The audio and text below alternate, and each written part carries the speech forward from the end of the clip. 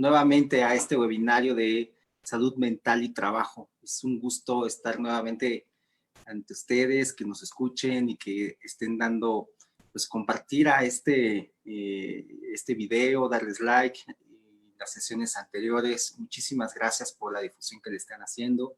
Y pues bueno, estamos aquí nuevamente con ustedes para hablar de un tema que no es para nada ajeno a esto y que es interesante empezar a cómo abordarlo y habla de las emociones en sí. Hemos estado hablando, ¿no?, de situaciones que tienen que ver con la salud mental, sobre todo hemos hablado de situaciones que podrían considerarse patológicas, pero el día de hoy vamos a hablar de otras situaciones que tenemos que empezar a conceptualizarlas. Muy bien, pues entonces sean bienvenidos a este webinario de salud mental y trabajo todos los lunes a las 5. Humberto, buenas tardes. ¿Qué tal, Jorge? Buenas tardes, qué gusto saludarte. ¿Qué tal, amigos? Buenas tardes. Qué gusto saludarlos. Gracias por acompañarnos el día de hoy. Muy bien, pues entonces, para empezar, es importante mencionarles que las emociones son naturalmente una situación y una vivencia, una experiencia, un fenómeno natural y sano. No hay en sí una situación patológica, es decir, tenemos que empezar a hablar de las emociones como un fenómeno que ocurre y que es parte de nuestra vida afectiva. Como todos los lunes, agradecemos la colaboración con Workplace Wellness Council, con el Consejo Empresarial de Salud y Bienestar. Muchas gracias por su retransmisión, gracias a Ángeles de Gibbs. Y estamos, como siempre, muy contentos en colaborar y sumar a la oferta que tiene el Wellness Council. Pues bueno, en estos tiempos de pandemia, yo creo que ha sido uno de los principales temas, ¿no? Además, naturalmente, de las desafortunadas impactos o desafortunado impacto que ha tenido en la salud de los trabajadores, en la salud de las personas, la desafortunada pérdida, ¿no?, de personas y de vidas humanas. Situaciones que no solamente se mantienen allí, sino que además también el impacto que ha permeado en la economía, en la vida social cotidiana, pues han sido bastante importantes. Entonces es natural que en estas circunstancias empecemos a hablar de las cosas que sentimos, de las cosas que experimentamos de manera emocional. Y pues bueno, en ese sentido hemos ya hecho referencia, ¿no?, a esta información. El semáforo en cuanto a el sistema epidemiológico nacional, pues bueno, va avanzando el semáforo, va disminuyendo el dolor, el color o la intensidad según el sistema epidemiológico nacional. Y pues bueno, eso implica que de manera paulatina nos vamos a estar aproximando nuevamente a las condiciones o las actividades cotidianas, pues como lo hacíamos anteriormente, naturalmente con circunstancias diferentes. Esto que ha desencadenado en las personas, pues ha desencadenado desde miedo, ansiedad, tristeza, desánimo, es decir, hay también esta implicación o este impacto en esta dimensión, en la dimensión de lo afectivo, de lo emocional, y que es importante empezar pues a platicar de ello y empezar a vincularlo en cómo esta vida afectiva que va a estar influyendo en nuestro día a día. En ese sentido, ¿no?, me gustaría, ¿no?, que empezáramos a hablar de las emociones en sí y hagamos un esfuerzo en clasificarlas. La clasificación de las emociones tiene que ver mucho en bajo qué, digamos, perspectiva, encuadre o marco teórico se le está abordando. pero existe una forma de clasificarlas de manera, pues, yo diría muy, muy sencilla y que yo creo que a todos nos puede servir. Esta clasificación está representada en esta ilustración y Humberto quisiera que nos ayudaras y nos guiaras, ¿no? Para la comprensión de esta clasificación. ¿A qué hace referencia Claro que sí. Esta clasificación? Adelante, Humberto. Claro que sí, Jorge, con todo gusto. De hecho, ya hemos hablado en otros webinarios sobre esta clasificación y bueno, se vuelve relevante, ¿no? Dado que hoy abordaremos el tema de la autorregulación emocional. Y para lograr la autorregulación, uno de los primeros pasos que tenemos que dar es la conciencia o autoconciencia emocional. Y bueno, pues esto implica aprender a identificar, a reconocer y a discernir las emociones. Emociones que habitualmente sentimos en el cuerpo como sensaciones físicas.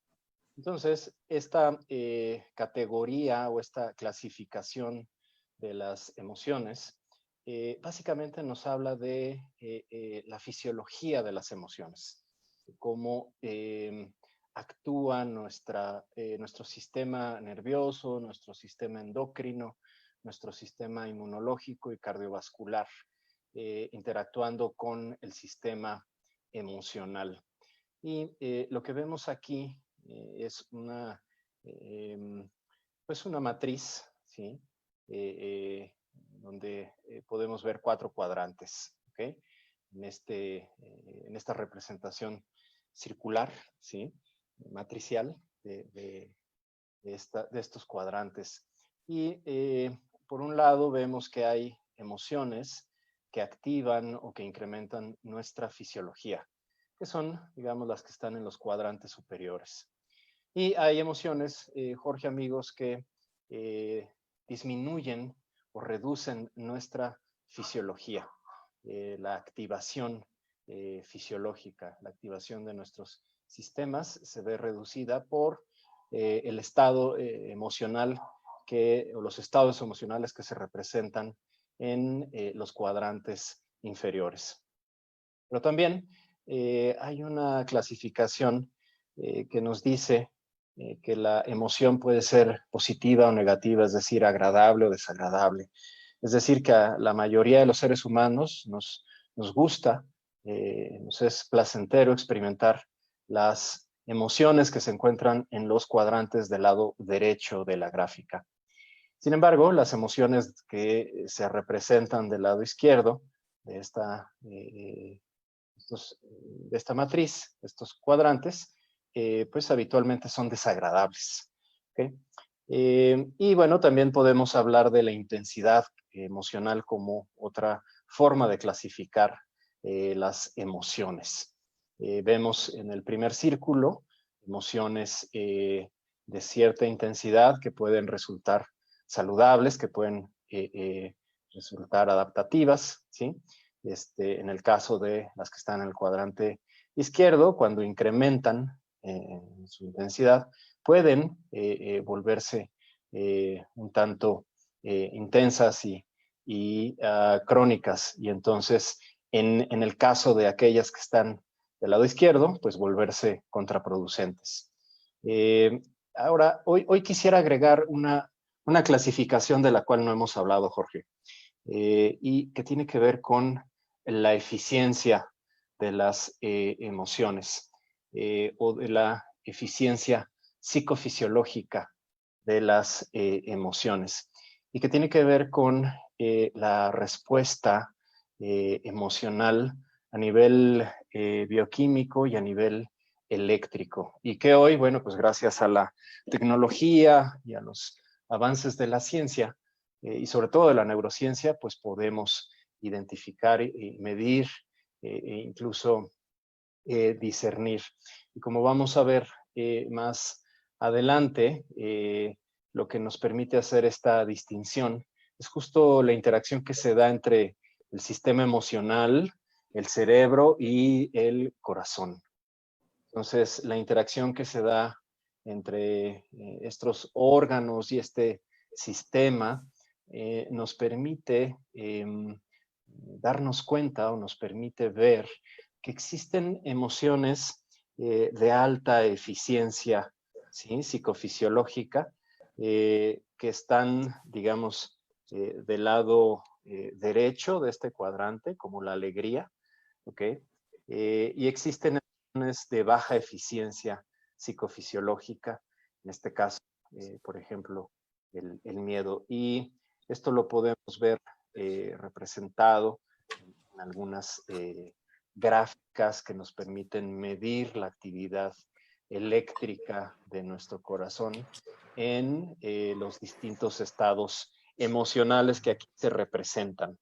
Entonces, cuando estamos viviendo una situación difícil, complicada, estresante, ¿ok? Nosotros podemos aprender a identificarla y reconocerla y saber que nos encontramos en cierto estado emocional, como por ejemplo miedo o ansiedad. Y podemos aprender estrategias, como vamos a ver, que nos permitan modificar a voluntad esa emoción, literalmente modificando la actividad eléctrica asociada a esa emoción. Y después transformar esa actividad eléctrica en un estado emocional distinto, que nos permita movernos de un estado emocional, digamos, estresante o de baja eficiencia, a un estado emocional más eficiente y de mayor calidad. Lo cual, digo, además de salir del sufrimiento, Jorge, pues también tiene muchos beneficios para nuestra salud física, emocional y mental, como vamos a ver más adelante. Entonces, amigos, a esta clasificación de la cual ya habíamos platicado anteriormente, pues le estamos sumando una clasificación o un elemento adicional que es la alta y la baja eficiencia emocional. Entonces, podemos decir que las emociones que se encuentran en los cuadrantes del lado derecho son emociones que nos ayudan y provocan, ¿sí?, el uso eficiente de la energía eléctrica de nuestro sistema nervioso. Mientras que las que se encuentran del lado izquierdo, pues son emociones que generan un uso ineficiente o incoherente de la energía eléctrica de nuestro sistema nervioso. Jorge, no sé si quieras agregar algo. Sí, digo, más que agregar algo, como preguntarte, o más bien como tratar de entender claramente, ¿no? Eficiencia respecto a qué, ¿no? ¿Por qué es eficiente? ¿En qué sentido? Por ejemplo, si experimento miedo, pues digo, yo podría decir, híjole, en una situación de peligro, pues es positivo que yo experimente miedo.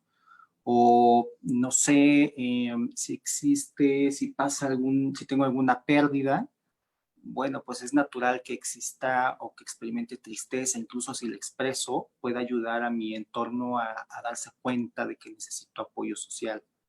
Pero ¿a qué se hace referencia con esta eficiencia, esta alta o baja eficiencia respecto a qué?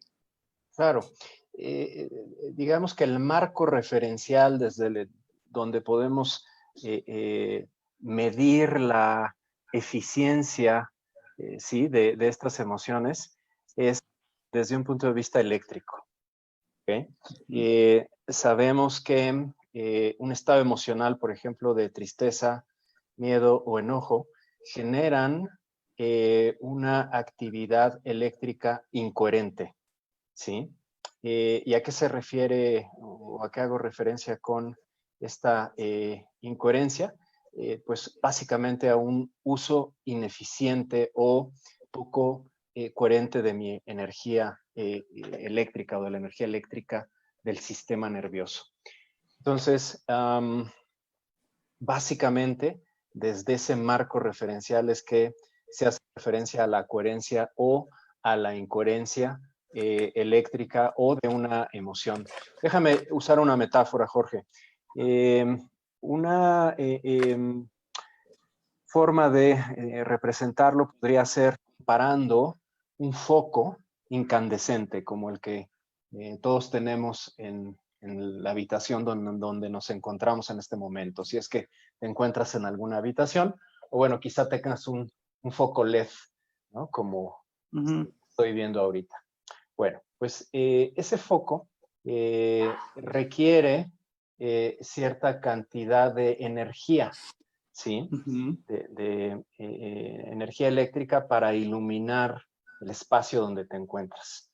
Sin embargo, la onda que genera resulta incoherente y entonces requiere, no sé, 100, 80, 60 volts para iluminar el cuarto. Quizá en el caso de foco LED, pues solo requiera 20 voltios para iluminar el cuarto, ¿ok? Sin embargo, sigue siendo mucha energía, ¿ok? Y la onda electromagnética que genera de luz es incoherente. Ahora, si misma energía, esos mismos voltios, esos 20, 40, 60, 80 voltios, los usáramos en un rayo láser, ¿sí? En un equipo que genera un rayo láser, con esa energía, ¿okay? Podríamos lanzar una señal, ¿sí? Al sol, ¿okay? Podríamos enviar una comunicación hasta el sol con la misma energía, ¿ok? Entonces, a eso es a lo que se hace, a eso hace referencia la coherencia o la incoherencia del uso de la energía eléctrica. Entonces, no sé si con este ejemplo de los focos y del rayo láser queda más claro a qué me estoy refiriendo, Jorge. Sí, me queda más claro y además de que me queda más claro, bueno, coincide con algo, o sea, finalmente la experimentación de las emociones que están digamos, en la parte derecha de la gráfica, pues son emociones que son placenteras, ¿no? Que son, digamos, deseables, ¿no? Y las que están del lado izquierdo, pues son emociones que si bien tienen también una función, pues el que permanezcan o que sean prolongadas o el que sean muy intensas desde el punto de vista médico representa pues también la exposición a un estímulo estresante, es decir, la experimentación del miedo y la tristeza de manera prolongada, muy intensa, continua, bueno, pues además de que es ineficiente ahora en términos como tú nos lo presentas, además de eso, pues son estímulos estresantes que pudieran incrementar la probabilidad de enfermarse, ¿no? Entonces, tiene una similitud o un paralelismo, ¿no? Lo que tú estás mencionando como eficiente, alto o bajo, de aquello como estas emociones, pues, digamos, placenteras y aquellas emociones que podrían representar como un estímulo estresante. Claro, sí, además al principio mencionábamos, Jorge, que las emociones que están dentro del primer círculo son emociones saludables y son emociones que nos ayudan a adaptarnos. Entonces, igual miedo y tristeza son emociones necesarias y son partes de nuestro repertorio emocional para hacerle frente a la vida. Como dices, el problema es cuando se vuelven crónicas, ¿no? Y son muy intensas, entonces es cuando pueden afectar nuestra salud. Entonces, es ahí cuando necesitamos aprender a regular esa intensidad o esa cronicidad de las emociones para evitar que nos hagan daño y bueno, pues también, ¿por qué no usar esa misma energía emocional, ¿sí? A nuestro favor para favorecer, ¿sí? Estados más positivos y estados más saludables. Además, Jorge, pensando en un contexto laboral organizacional, cuando uno se encuentra en un estado de alta eficiencia emocional, bueno, pues el cerebro entra en un estado de desempeño óptimo. El fenómeno asociado al estrés llamado inhibición cortical, que implica la reducción de flujo sanguíneo en la corteza cerebral, que es donde pues, tenemos las principales funciones ejecutivas, cognitivas, ¿no? Bueno, pues desaparece, es decir, se restablece el flujo normal a la corteza cerebral cuando estamos en un estado de alta eficiencia emocional. Esto permite que funciones ejecutivas de nuestro cerebro, como la atención, la concentración, la memoria de trabajo, la memoria a largo plazo, la capacidad de analizar información, de sintetizarla, de llegar a conclusiones, de resolver problemas, de crear soluciones, ¿sí? De pues, llegar a nuevas conclusiones e ideas, pues se encuentra en un estado óptimo. Entonces, estar en un estado emocional de alta eficiencia mejora el funcionamiento de nuestro cerebro y, por lo tanto, nuestro desempeño y la ejecución de tareas, actividades en el lugar de trabajo. Por ejemplo, en una junta, ¿sí?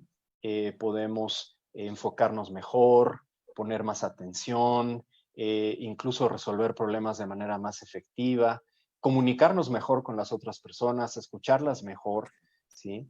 Incluso liderar mejor a nuestros equipos y crear soluciones de una manera más, digamos, fuera de la caja, ¿sí? Podemos ver aquello que quizá por el estrés no vemos habitualmente.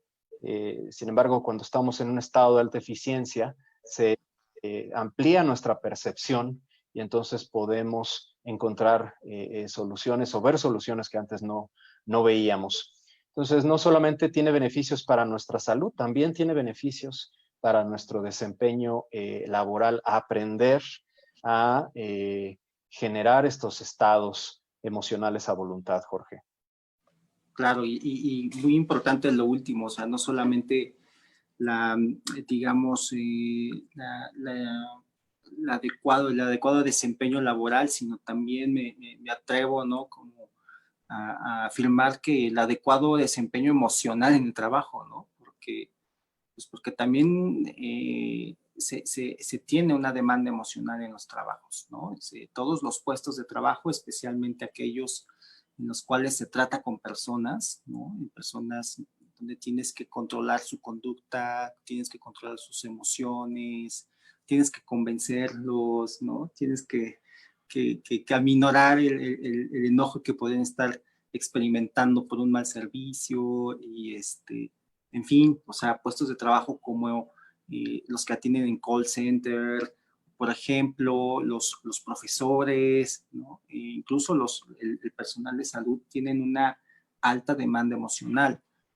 Pero además de esos, digamos, clásicos ejemplos de puestos con alta demanda emocional, pues la verdad es que todos los puestos de trabajo, todas las personas tenemos un trabajo emocional, es decir, también en el trabajo se espera cierto desempeño acerca de nuestra vivencia afectiva, ¿no? De nuestro estado afectivo, al menos hay cierta demanda, ¿no? Entonces, además de todas estas circunstancias cognitivas que nos ayudan a ejecutar bien nuestro trabajo, pues bueno, también pues me atrevo a asegurar que digamos que el estado de alta eficiencia pues nos ayuda también a tener un adecuado desempeño emocional. Algo que es importante que vayamos detectando, ¿no? Y en este tema de liderazgo, por ejemplo, ¿no? Los líderes que hacen todas estas funciones que mencionaste, pues bueno, una de sus funciones también yo creo que muy importantes es cómo lideran el estado emocional de su equipo, cómo lideran el clima psicológico, ¿no? Claro, Que es súper importante. claro, porque pensando en el liderazgo, Jorge, y sobre todo en este momento, ¿no? En el que se está trabajando a distancia, ¿no? Y se están tendiendo reuniones por videollamada, ¿no? Pues resulta sumamente importante estar en contacto emocional y social con los colaboradores. y justo nuestro sistema emocional es el que nos permite tener esa conexión. Y bueno, pues toda nuestra comunicación no verbal está íntimamente relacionada con nuestra respuesta emocional.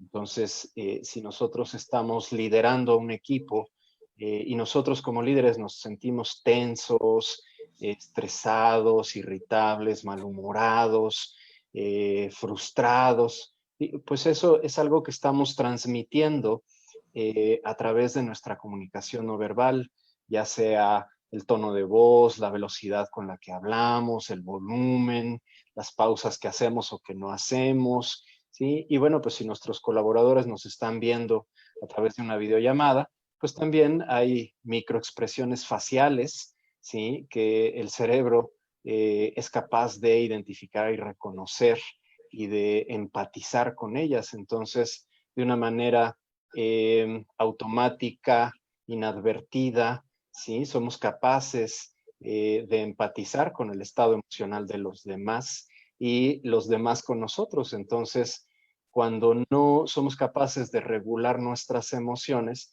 pues lo transmitimos, lo comunicamos hacia nuestros colaboradores. Y no solamente eso, sino que también podemos influir sobre sus propios estados emocionales y generar un ambiente emocional de baja eficiencia, ¿sí? Con el simple hecho de no saber identificar y no saber reconocer mis emociones y por lo tanto no saber cómo regularlas, pues puedo tener un impacto importante sobre el estado emocional de mi equipo. De ahí que esto cobra relevancia, Jorge. Ambiente emocional de baja eficiencia. Yo creo que eso es, digo, es bastante valioso que empecemos como a lo mejor ir, digamos, sustrayendo estas pequeñas frases, términos, ¿no? Y creo que este es muy importante, ambientes emocionales de baja eficiencia. Bueno, Así pues es. sigamos adelante, adelante, Humberto. Insisto en que las emociones son pues fenómenos que son muy ricos en cuanto a la forma en cómo los puedes abordar, estudiar y referirte a ellos. Ahorita estamos abordando un tema, digamos que muy especializado, ¿no? Que tiene que ver con la psicofisiología y sobre todo, ¿no? Que tiene que ver con la actividad, neurológica, ¿no? Y cómo la neurobiología se ocurre o cuál es como el sustrato neurobiológico de las emociones. Y yo diría que todavía un pedacito más chiquitito, porque no vamos a hablar, por ejemplo, de los neurotransmisores y toda esa, digamos, rama del conocimiento de las neurociencias que es muy amplio. Pero sigamos adelante, Humberto, Así acerca de es. la psicofisiología de las emociones. Así es, Jorge. Y bueno, yo quisiera aprovechar este momento para preguntarle a la gente que nos está escuchando en Facebook Live, de dónde nos escucha, en qué ciudad se encuentran en este momento, si pudieran compartirnos en el chat de Facebook, ahí decirnos dónde se encuentran, en qué ciudad, desde dónde nos están escuchando y si es que hay por ahí alguna pregunta para que podamos resolverla o ir compartiendo con ustedes si es que tienen alguna duda. Y bueno, pues siguiendo con esta idea, Jorge, finalmente existe, ¿sí? Manera de medir esta respuesta emocional y entonces a través de la tecnología en la que hoy tenemos acceso, pues podemos ver que hay, digamos, una zona saludable de actividad emocional a la que le podríamos decir zona de resiliencia, ¿no? Entendiendo la resiliencia como esta capacidad que tenemos todos los seres humanos ¿sí?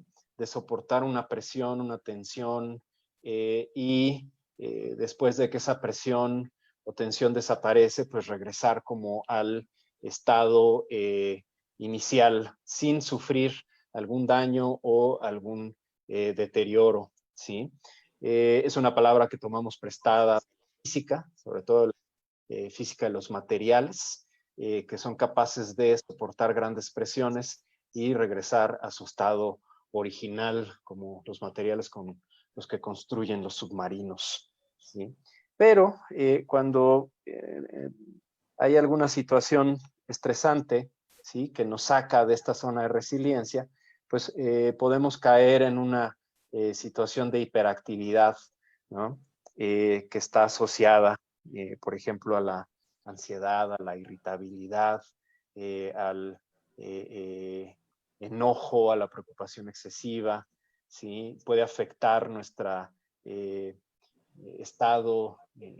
nuestro ciclo sueño-vigilia, entonces podemos experimentar algo de insomnio, ¿sí? También está asociada al dolor crónico, pues a ciertos padecimientos musculoesqueléticos, también cardiovasculares como la hipertensión, y a la presencia de enfermedades psicosomáticas, ¿no? Entonces, el experimentar emociones de baja eficiencia emocional puede provocarnos esta hiperactividad o esta hipoactividad, ¿no? Que es cuando sentimos desánimo, apatía, nos sentimos sin esperanza, o con la energía muy baja o desconectados emocionalmente o incluso agotados, ¿sí? Y con dificultades, por ejemplo, en nuestro sistema gastrointestinal o con un mal funcionamiento del sistema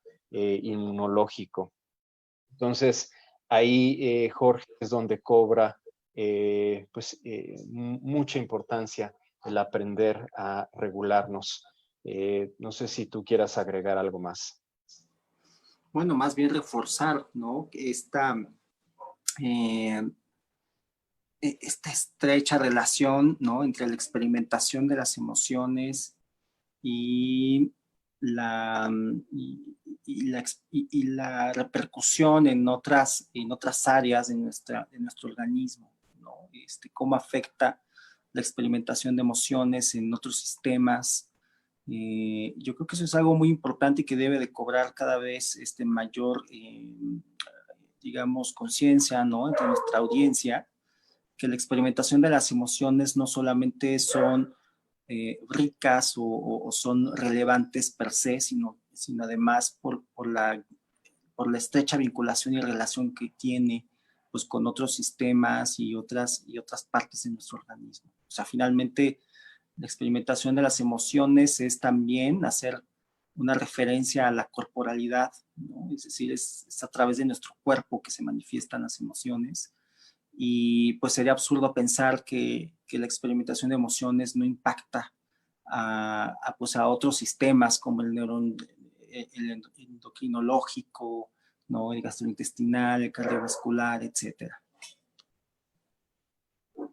Adelante, Humberto. Gracias, Jorge. ¿Podríamos ir a la lámina de autorregulación, por favor? Para empezar a profundizar en el tema. Fíjate que se ha hablado mucho sobre esta habilidad o esta capacidad que tenemos todos los seres humanos de regular nuestras emociones y nuestros impulsos. Es una función que tiene nuestro cerebro, específicamente el lóbulo frontal izquierdo es aquel que tiene una gran implicación en el regular nuestros impulsos, en inhibir nuestros impulsos y regular nuestras emociones en relación con el sistema límbico o el sistema emocional, sobre todo emociones como el enojo, el miedo, ¿sí? La furia, etcétera. Entonces, existe por ahí un libro muy famoso que se publicó hace algunas décadas, que hablaba sobre la inteligencia emocional, ¿sí? Y este autor, Daniel Goleman, habla en este libro sobre la autorregulación emocional. Y ahí, en ese capítulo donde habla sobre esta función de nuestro cerebro, pone el ejemplo de un estudio muy interesante que se realizó con niños que eran hijos de investigadores de Stanford. No sé si recuerdes ese estudio, Jorge. No, no muy bien, Humberto. ¿A qué hace referencia? ¿De qué se trató? Te Adelante. cuento, básicamente los investigadores juntaron a un grupo de niños de entre 4 y 5 años en una cámara de Gesell, que es básicamente un cuarto, ¿no? Con un espejo que permite ver lo que está ocurriendo a las personas que están afuera, pero las que están adentro no pueden ver lo que pasa afuera, ¿no? Es como un espejo para ellos. Entonces, entraba el investigador y les decía a los niños, aquí les dejo unos bomboncitos, unos chocolates, ¿no? Hay uno para cada quien, se lo pueden comer ahorita o pueden esperar 3 minutos y aquellos que logren esperar 3 minutos, pues ganarán un segundo bombón o chocolate, ¿no? Entonces, el investigador dejaba ahí los chocolatitos y se salía, ¿no? Y entonces desde la cámara de Gesell estaban observando lo que pasaba. Y entonces lo que vieron es que a los niños tuvieron como 3 comportamientos, entonces los separaron en 3 grupos distintos. Estaba el grupo de los niños que hicieron un esfuerzo por distraerse y no comerse el chocolate de inmediato, ¿sí? Es decir, comenzaron a autorregularse para obtener una satisfacción posterior, ¿sí? E inhibieron la gratificación inmediata del chocolatito. Había otro grupo de niños que estaban como indecisos, iban y venían al chocolate, se acercaban, lo agarraban, lo olían, lo dejaban, ¿no? Y les costaba como mucho trabajo tomar una decisión. Y había un tercer grupo de niños que de inmediato salió el investigador, corrieron por el chocolate, para pronto lo abrieron y se lo comieron, ¿no? Y entonces, bueno, pues regresó el investigador y le dio su chocolatito adicional a aquellos que lograron aguantar, tolerar, ¿no? Inhibir el impulso y postergar la gratificación de su deseo. Lo interesante de este estudio, Jorge, es que siguieron a estos niños durante 15 años. Y cuando estos niños entraban a la universidad o ya estaban en la universidad, pues les hicieron como una serie de evaluaciones para ver cuál es, digamos, era el estado, ¿no? de su vida en ese momento. Y entonces identificaron que aquellos niños que lograron postergar la gratificación e inhibieron su impulso, es decir, se autorregularon, pues tenían, ¿no? Un mejor desempeño escolar, ¿sí? Su vida era más estable, tenían relaciones interpersonales como más sanas, más duraderas, ¿sí? Y algunos de ellos, ¿no? Incluso estaban ya como iniciando algunas actividades laborales, ¿no? Mientras que el grupo de aquellos niños que no lograron regular la emoción y se comieron el chocolate, bueno, pues tenían un desempeño escolar menor al primer grupo de niños, tenían relaciones interpersonales más complicadas, más difíciles, ¿sí? Incluso algunos de ellos tenían ya algunos comportamientos adictológicos, ¿sí? Entonces, pues había como diferencias importantes y significativas entre un grupo y otro. Entonces, una de las conclusiones a las que llegó este grupo de investigadores de Stanford es que la autorregulación emocional puede estar asociada, ¿sí? A, pues digamos, mayor éxito en la vida, ¿sí? Versus quien no tiene como esta regulación de las emociones más desarrollada, ¿sí? La buena noticia es que la regulación emocional o de las emociones es algo que se puede desarrollar, ¿ok?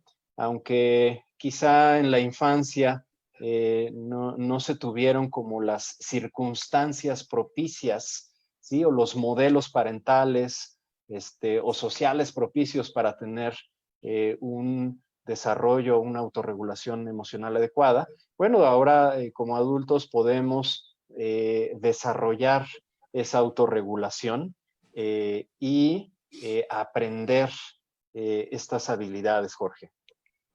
Entiendo. Pues es interesante el estudio al que haces referencia. Yo creo que es importante como entender que se tiene que construir el concepto, ¿no?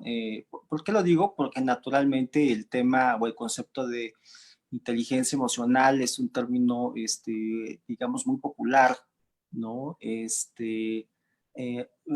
pero que es importante que se acepte, o mejor dicho, yo lo tomaría eh, como una forma de expresar, ¿no? A lo mejor toda una serie de circunstancias o habilidades cognitivas, afectivas que tendría la persona, ¿no? Y también, naturalmente, pues entender que la evidencia, ¿no? O el sustento científico detrás de términos tan populares, pues bueno, es algo que se va de alguna u otra forma haciendo de manera paulatina, ¿no? O sea, por ejemplo, estoy pensando en este estudio al que haces referencia bueno, pues a mí me suena más bien eh, que estudiaron, por así decirlo, la inteligencia emocional, pero bueno, lo que yo observo es que los niños, de alguna u otra forma, lo que expresaron es la impulsividad, ¿no? Y sí, la impulsividad pues es un rasgo, ¿no? Parte del carácter de las personas y en el que pues coincido en el que a mayor impulsividad podría haber mayor dificultad para la obtención de ciertas cosas, incrementa la necesidad de buscar y experimentar nuevas cosas, y podría haber una menor calidad en las relaciones interpersonales. Entonces, yo creo que es importante, ¿no? Que utilicemos como estos términos como una especie de conceptualizar algo deseable, ¿no? Y naturalmente, pues la autorregulación emocional es una habilidad, pues, enteramente deseable, ¿no? No, Humberto, ¿tú qué opinas en esto? Claro, sí, completamente de acuerdo, Jorge. Digo, ahí se menciona el libro de inteligencia emocional porque es algo que se encuentra como muy popularizado, ¿no? Pero en realidad de lo que está hablando el libro es de funciones del cerebro. Está hablando, por ejemplo, de la inhibición de impulsos, de la capacidad del cerebro para inhibir impulsos y de la autorregulación emocional, ¿no? Aunque pues es, sí, una manera como más didáctica, ¿no? De hablar de estos temas. Y es un concepto que se ha popularizado, ¿no? Pero en realidad de lo que está hablando es de funciones cerebrales, ¿no? Y funciones cognitivas, y funciones ejecutivas. Entonces, bueno, pues completamente de acuerdo, Jorge. Y bueno, pues siguiendo con el hilo conductor, pues como hemos mencionado, existe, ¿sí? Hoy tecnología que nos permite medir cómo está funcionando nuestro cerebro, cómo funciona nuestro sistema nervioso y otros sistemas como el sistema cardiovascular.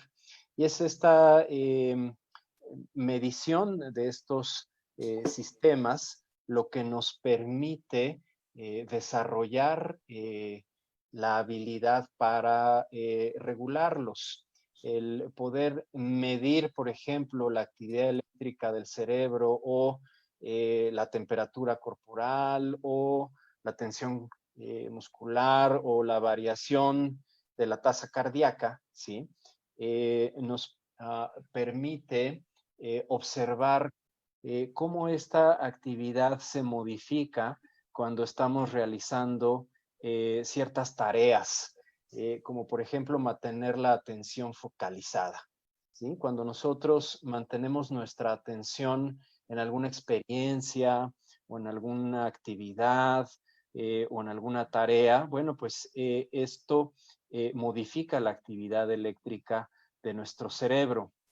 Y cuando podemos ver cómo esto se modifica, pues entonces se da un fenómeno de reforzamiento positivo sobre la tarea o actividad que estamos realizando, que está provocando ese cambio.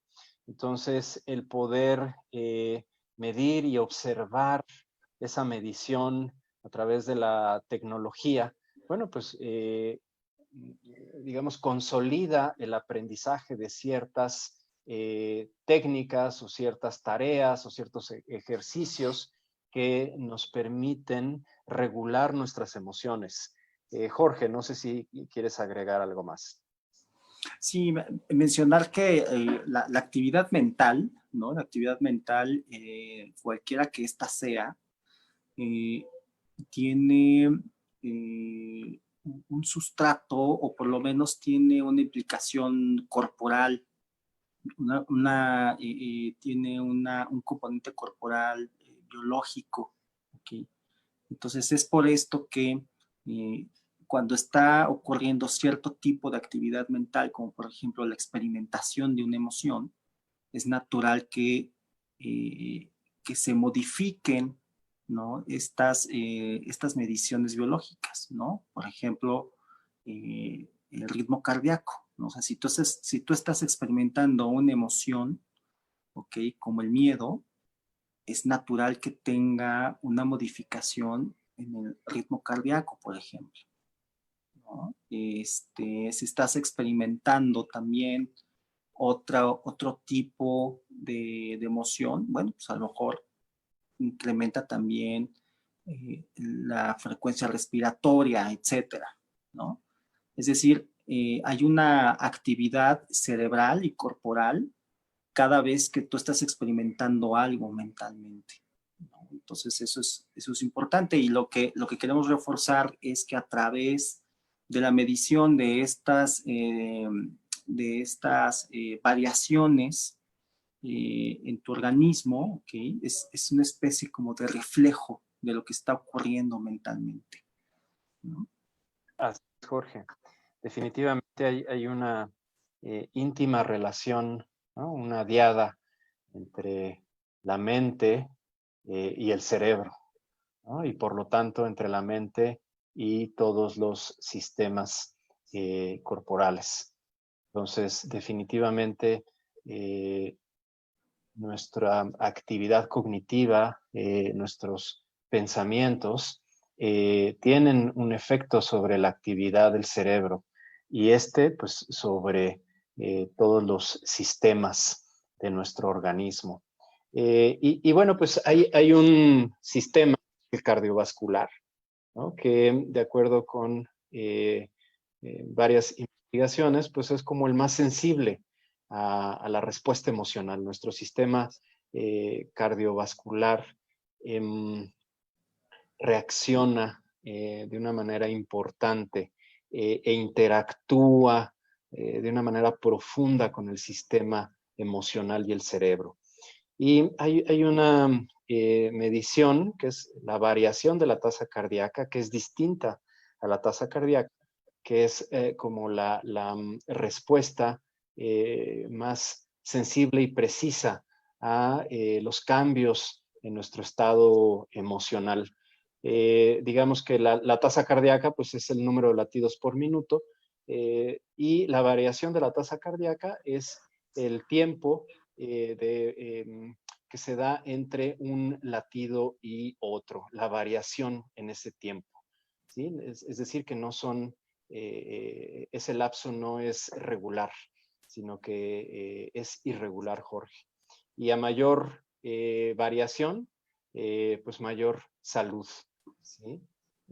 Tanto física como emocional como mental, de acuerdo con diversas investigaciones. Entonces, si nosotros aprendemos a regular nuestra tasa cardíaca, podemos incidir sobre el funcionamiento de nuestro sistema nervioso, sobre nuestro cerebro y por lo tanto sobre nuestras emociones. Entonces, hoy sabemos que al modificar esta variabilidad de la tasa cardíaca utilizando ciertas técnicas, entonces incidimos sobre el sistema nervioso, sobre el cerebro. Y bueno, pues se ha medido esta respuesta, como lo decíamos al principio, Jorge, y en la siguiente lámina podemos ver cómo cuando estamos experimentando emociones, por ejemplo, como el enojo o el miedo, pues nuestro corazón tiene una actividad eléctrica incoherente. Y eso está asociado con lo que platicábamos al principio, con la inhibición de la función cortical, ¿sí? O la inhibición cortical, lo cual nos impide pensar con claridad. Cuando estamos enojados, bueno, pues se inhibe la corteza cerebral y no podemos pensar claramente. Cuando sentimos pánico, ¿sí? O estamos muy ansiosos, pues se inhibe la corteza cerebral y no podemos pensar con claridad. Sin embargo, cuando estamos experimentando una emoción más coherente, como podría ser la calma o el afecto, ¿sí? O la ternura o la compasión de la que hemos hablado en otros webinarios, Jorge, bueno, pues curiosamente se regula nuestra tasa cardíaca, ¿sí? Y entonces la actividad eléctrica de nuestro sistema cardiovascular se vuelve coherente. Y entonces, bueno, pues las señales que le manda el corazón al cerebro, ¿sí? La señal eléctrica, al ser coherente, pues impacta sobre la actividad eléctrica cerebral y también modifica la actividad eléctrica del cerebro y la vuelve coherente. Por eso es que desaparece esta inhibición cortical, ¿sí? Se facilita las funciones cognitivas del cerebro como atención, concentración, memoria, etcétera. Y entonces, bueno, pues el cerebro entra en un estado de desempeño óptimo. Entonces, bueno, pues es lo que podemos ver representado en esta gráfica. Jorge, no sé si quieras agregar algo. No, adelante, adelante. Gracias, pues básicamente también existen estudios como el que vemos ahorita en pantalla que vinculan una baja variación de la tasa cardíaca con trastornos mentales. Se ha observado que las personas que tienen algún trastorno del estado del ánimo como depresión mayor o algún trastorno ansioso, bueno, pues tienen una variación de la tasa cardíaca baja en los estudios que se han realizado, y cuando se modifica su estado de ánimo, cuando cambia su estado de ánimo, pues también se registra un cambio en la variación de su tasa cardíaca, es decir, incrementa la variación. Es decir, que cuando mejora el ánimo o la gente aprende a manejar mejor su ansiedad, también esto se ve reflejado en la variación de su tasa cardíaca, en el incremento de esta variación, Jorge. Entonces, bueno, pues este tipo de estudios nos da la pauta, ¿sí? Para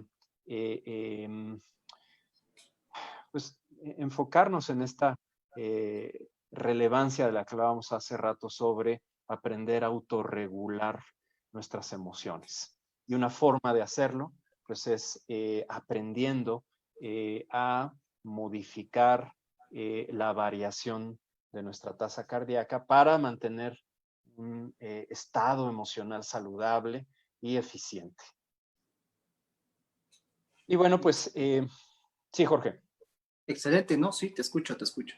Y bueno, pues, digamos que en ese sentido es importante recibir una educación emocional. Y lo primero, pues, es como sensibilizarnos ante este tema, ¿sí? Aprender a autoevaluarnos y a reconocer e identificar nuestro estado emocional para entonces poder gestionarlo o regularlo, ¿sí? Y bueno, pues reforzarlo en el tiempo. Básicamente, Jorge, ese es como, esos son como los pasos de la educación emocional que se propone, ¿sí? Y bueno, pues básicamente con esto llegamos al final de este conversatorio sobre autorregulación emocional. Jorge, no sé si quieras agregar algo.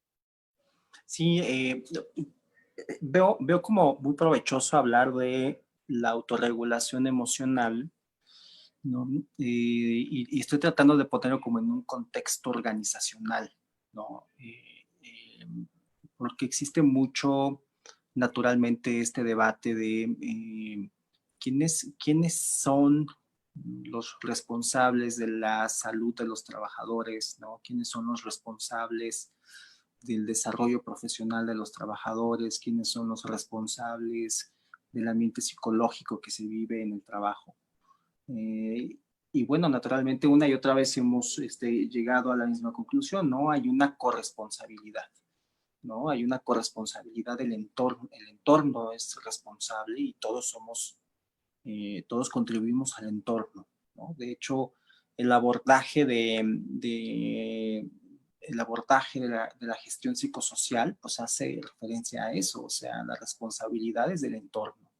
Y naturalmente, las personas que tienen un papel de liderazgo son particularmente responsables.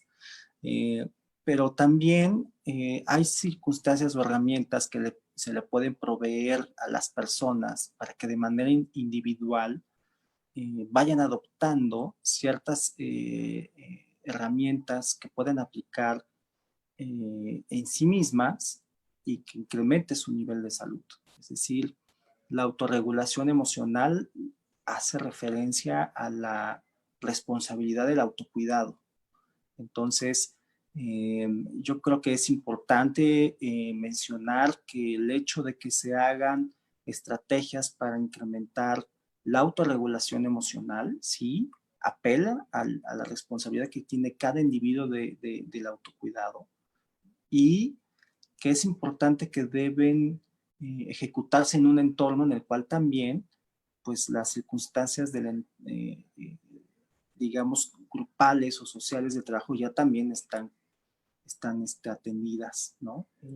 En términos normativos a esto se llama medidas de primero, segundo o tercer nivel, ¿no? Estas son medidas de tercer nivel, ¿no? Son situaciones que cada persona, ¿no?, va ejecutando y que deben estar sustentadas en estrategias amplias, ¿no? Es decir, se tienen que buscar medidas que afecten a toda la organización, ¿no? Y naturalmente estas medidas que son muy particulares y que solamente y que de una u otra forma benefician directamente a una persona, pues son estas medidas de tercer nivel y que son complementarias. Claro. Eso será como el último, Humberto, que quisiera comentar. Gracias, Jorge. Fíjate que acá en el chat nos pregunta Ángeles, ¿cómo podemos regular nuestra respuesta cardíaca?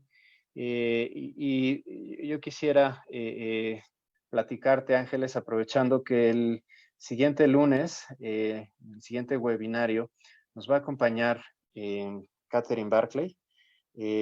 Catherine es experta en un sistema que integra tecnología con metodología.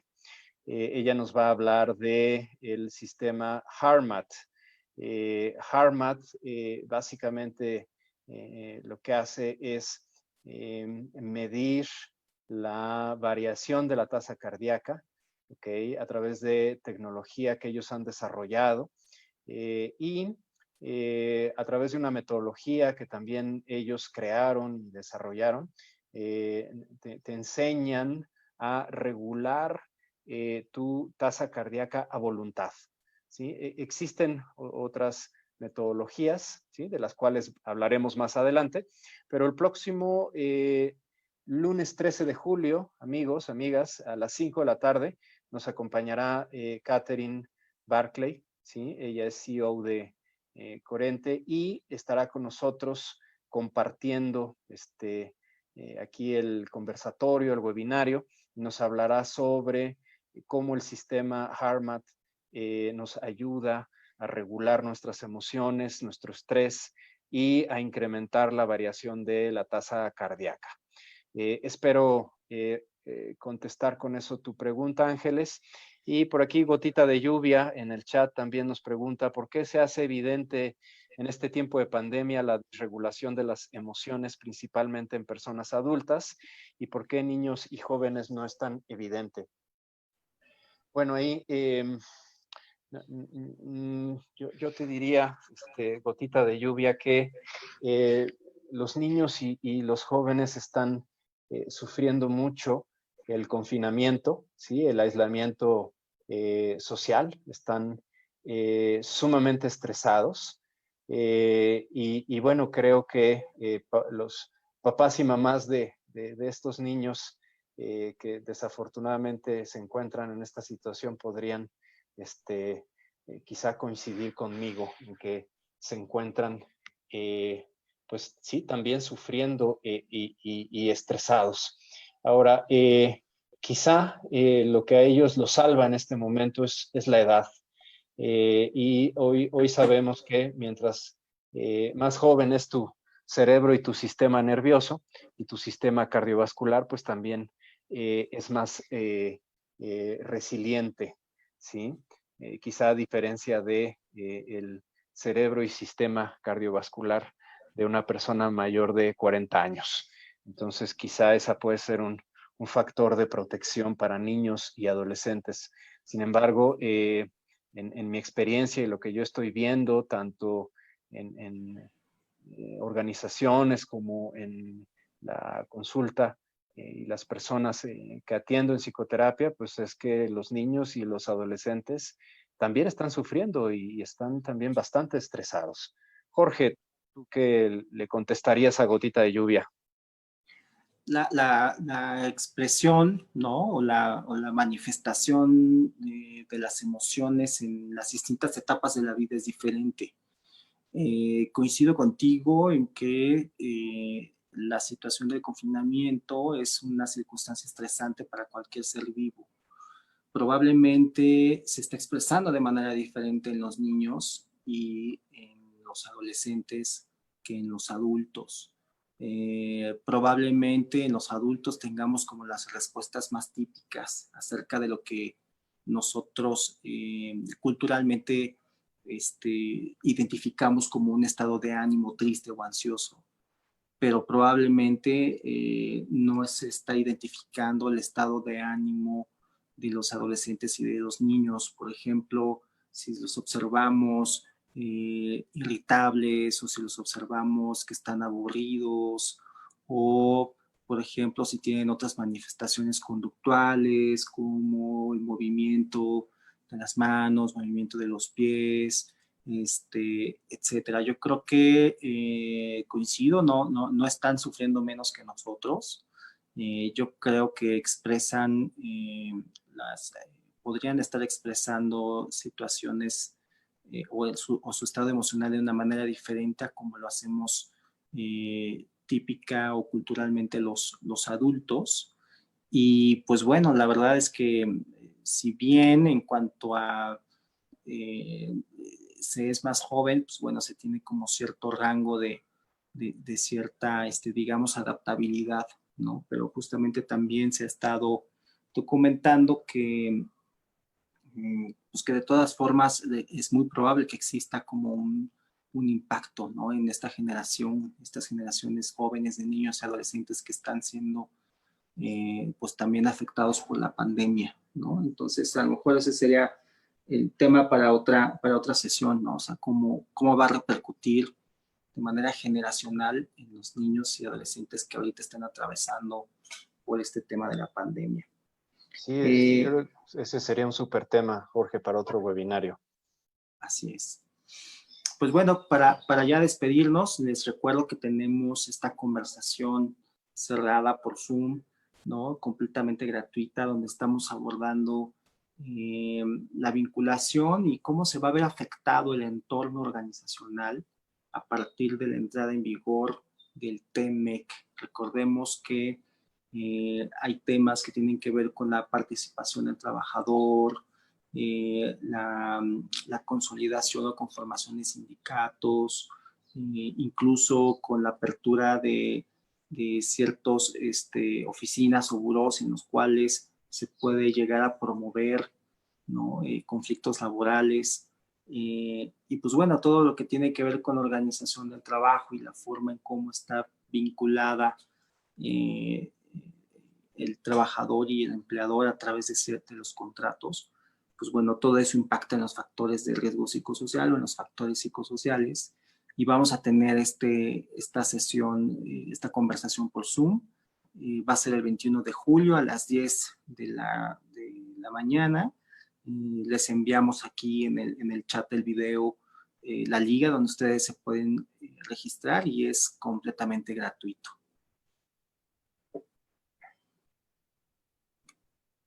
Pues Humberto, audiencia, muchísimas gracias. Gracias por su participación, gracias por sus preguntas.